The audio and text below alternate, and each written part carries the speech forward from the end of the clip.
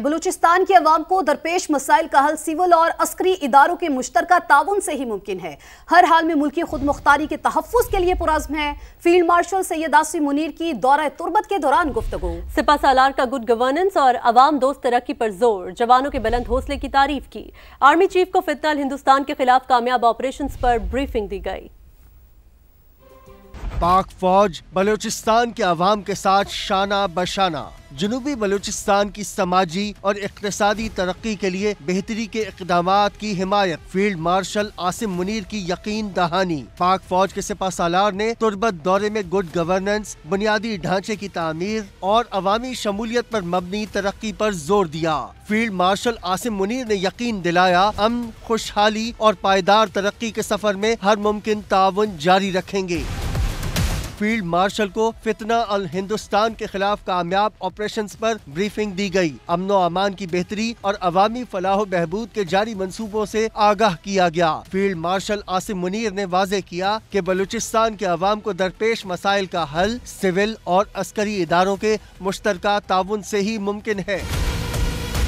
سپاہیوں سے گفتگو میں آرمی چیف نے ان کے بلند حوصلے، آپریشنل تیاری اور مادر وطن کے دفاع کے عزم کو سراہا۔ کہا مشکل حالات کے باوجود جوانوں نے خطے میں امن قائم رکھنے میں کلیدی کردار ادا کیا۔ ISPR کے مطابق فیلڈ مارشل کے دورہ تربت کا مقصد سیکیورٹی صورتحال اور ترقیاتی اقدامات کا جائزہ لینا تھا۔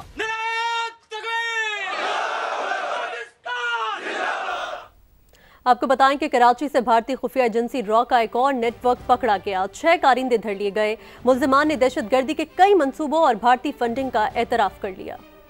اتنے کام داؤ پر لگانے والا دہشت گرد بھارت پھر بے نقاب۔ بدنام زمانہ بھارت کی خفیہ ایجنسی را پاکستان میں معصوم شہریوں کے قتل میں ملوث۔ اس کا ایک اور ثبوت ہے یہ 6 ایجنٹ۔ CTD سندھ اور وفاقی حساس ادارے نے مشترکہ کارروائی کرتے ہوئے کراچی سے را کا بڑا نیٹ ورک پکڑ لیا، جنہوں نے 18 مئی کو بدین میں شہری عبد الرحمان کو قتل کیا تھا۔ 18 مئی 2025 کو ماتلی ضلع بدین میں ایک بے گناہ شہری کا قتل ہوا۔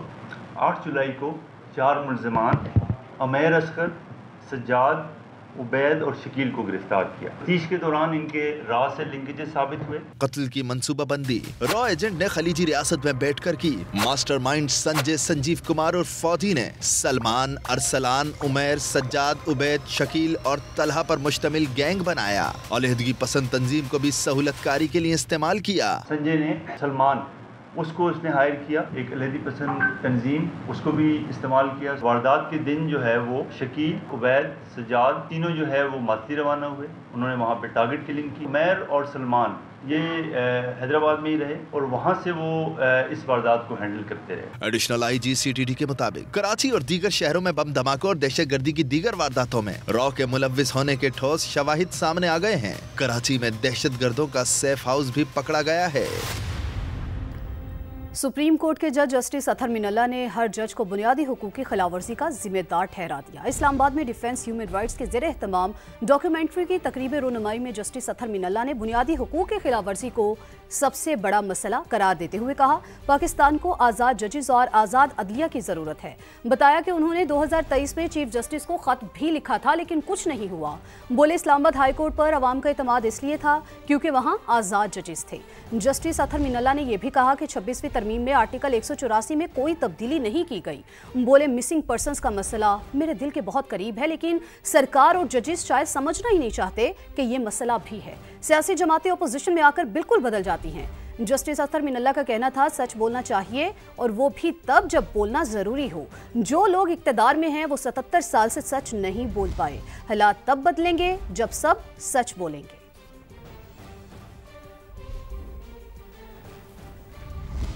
جناح ہاؤس حملہ کیس میں گرفتار بانی PTI کا بھانجا شیر شاہ 5 روزہ جسمانی ریمانڈ پر پولیس کے حوالے۔ ملزم 9 مئی کو جناح ہاؤس حملے میں شریک تھا۔ واقعے کے بعد لندن فرار ہو گیا تھا۔ 22 اگست کو پاکستان واپسی پر گرفتار کیا گیا۔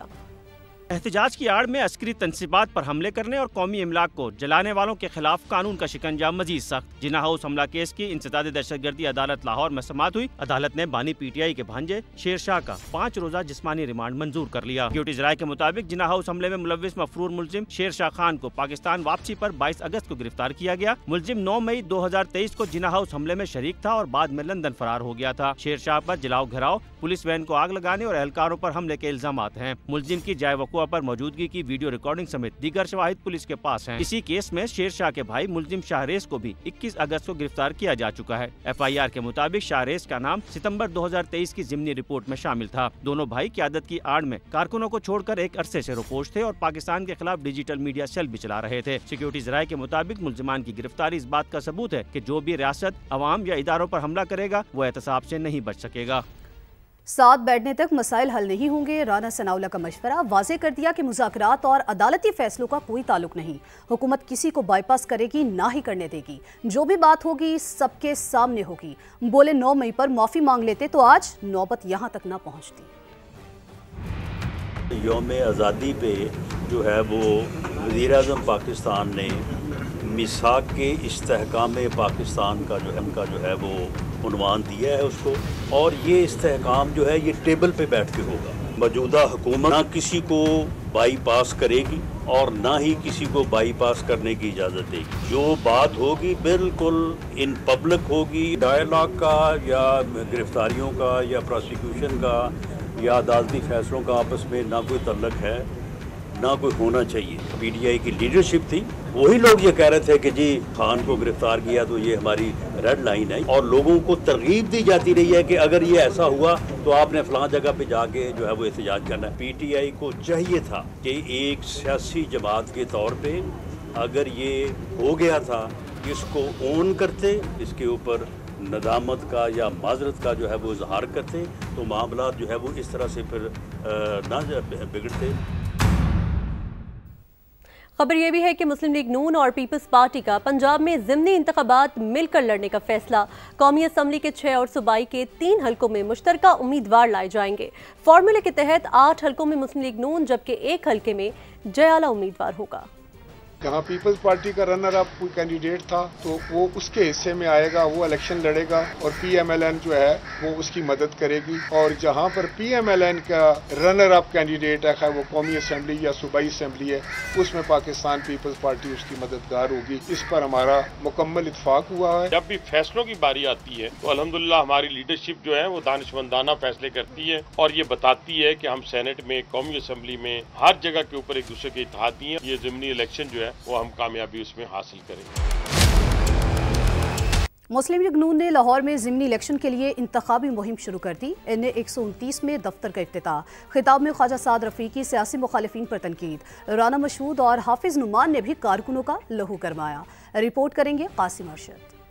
لاہور کے حلقہ این اے 129 میں ضمنی الیکشن۔ نون لیگ نے دفتر کا افتتاح کر کے انتخابی مہم کا آغاز کر دیا۔ کارکنوں کی بڑی تعداد نے شرکت کی۔ Chairman prime minister youth programme Rana Mashhood اور نون لیگی امیدوار حافظ نعمان نے کہا کارکنوں کو ووٹ پر پہرا دینا ہوگا۔ انشاءاللہ تعالی یہ ورکر جس اپلائی دیوار کی طرح آگے بڑھیں گے اور اس سے استعمال نقب لگنے کے بجائے تاریخی فتح سے ہم کنار کریں گے انشاءاللہ۔ یہ پہلا ضمنی الیکشن ہے، یہ پاکستان کو بتائے گا کہ 2024 میں دھاندلی کس کے ساتھ ہوئی تھی۔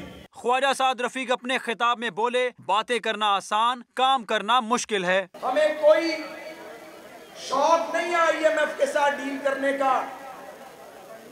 مسلم لیگ نون نے تو آئی ایم ایف کو نواز شریف صاحب کے پہلے ادوار میں خیر آباد کہہ دیا تھا۔ یہ محترم عمران خان صاحب لے کے آئے تھے اور بیچ منجدار میں چھوڑ کے چلے گئے تھے۔ مسلم لیگ نون کے سینئر سیاستدان کا کہنا تھا کہ 18ویں ترمیم کے بعد کوئی صوبہ فنڈز کی عدم دستیابی کا نہیں کہہ سکتا۔ 10 ارب درخت لگائے ہوتے تو ایسے سیلاب نہ آتے۔ کیمرامین محمد ارشد کے ساتھ قاسم ارشد، سما، لاہور۔